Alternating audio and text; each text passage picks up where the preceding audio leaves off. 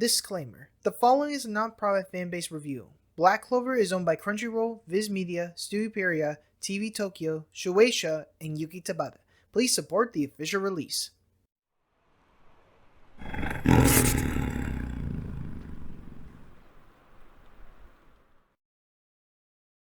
Last chapter, Marileona gives her role at Morris, and in this chapter, we cut to the Silva's fight against the revived mother. What? Really? We're not gonna conclude her battle yet? Okay.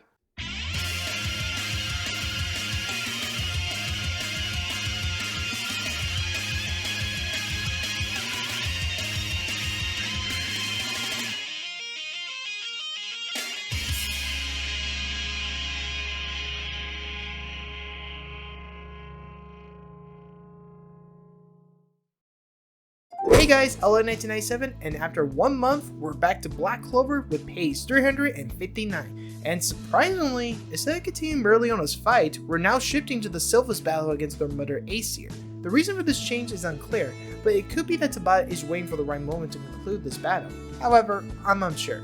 As for the chapter itself, I have plenty to discuss, particularly Noelle in this chapter. How did it unfold? Let's take a look.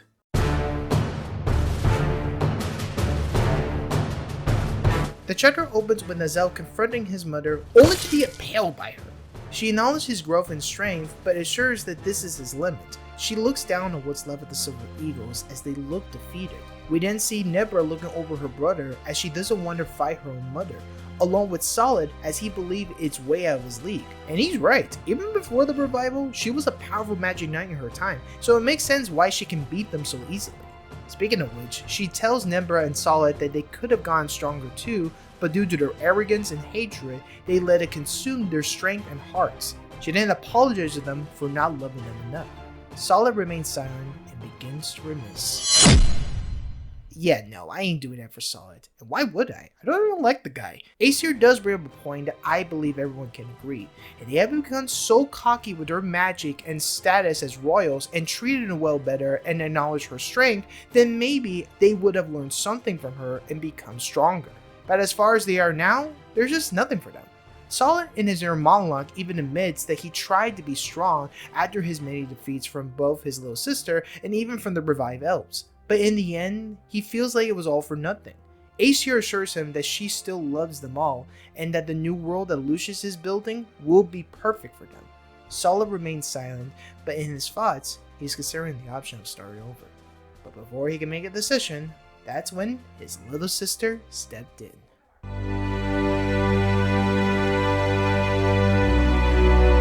Noelle finally arrives to save her siblings from Acier and tells Solid to pull himself together.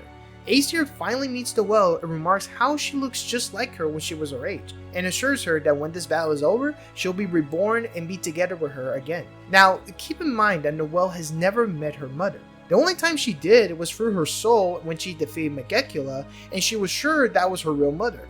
The one they're facing now may be Acier, but it's no longer the mother they know. She's the person they need to defeat and surpass right now. Can I just take a minute to appreciate just how far Noelle has come since the beginning? When she started, she had no control over mana and was looked down upon by her siblings. But now, she's much more confident and has better control over mana. She can even surpass her own siblings, which is an A+ for that. I'm so proud of her.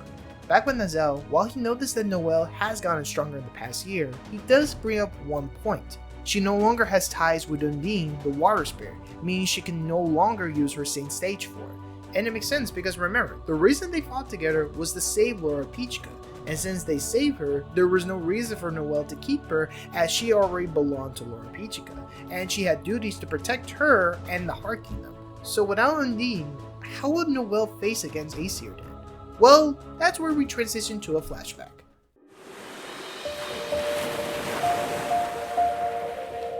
Taking place after Asta disappeared, Noelle sits alone on the rocky shores of the beach and is saddened that she wasn't able to do anything to help him.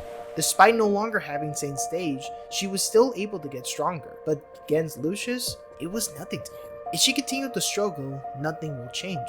But even so, she can't give up now. She's sure that Asta is alive, which he is, and is determined to get stronger to protect the kingdom and to welcome Asta home.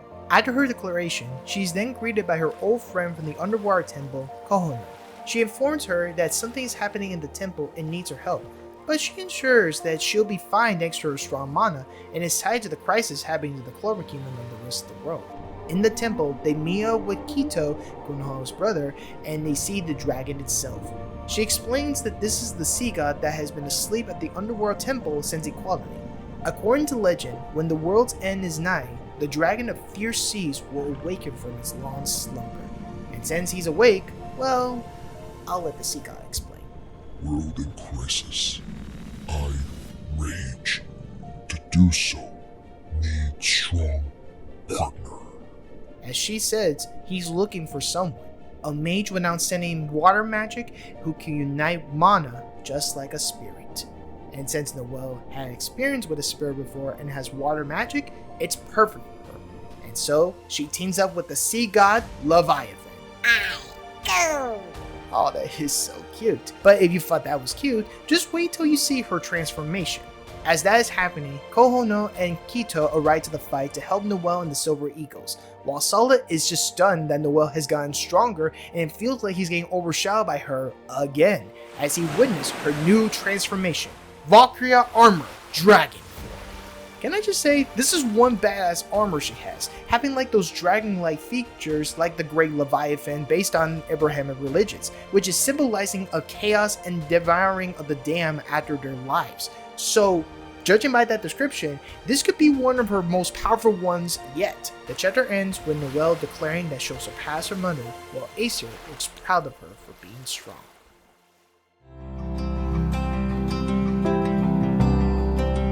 While I was a little disappointed that Merliona's fight was cut off, this chapter was still good. Like I said a couple of videos ago, I knew this was going to be an emotional battle for them. And because of that, Noelle gets impaled, Umbra doesn't want to fight her mother, and Saul looks like he's about to give up. No surprise. The only one that doesn't give in is Noelle. Like she said before, she may be their mother physically, but she's not the mother they knew. And she's right. What Acier is speaking now is not what the real her will say, as this is just something what Luz just placed on her mind. So Noelle will be the one to stop her with her new Valkyrian armor, and like I said, unlike the one she has before, this could be her most powerful one yet. So can't wait to see what she does with it. But what do you guys think? Is there anything I may have missed or mistaken when covering the chapter? How do you think the battle between Noelle and Acier will turn out? Please leave your thoughts in the comment section below, alright? As for me, I know for sure this won't be an easy battle for her. But anyways, thanks so much for watching. I hope to see you guys next time, alright? Peace!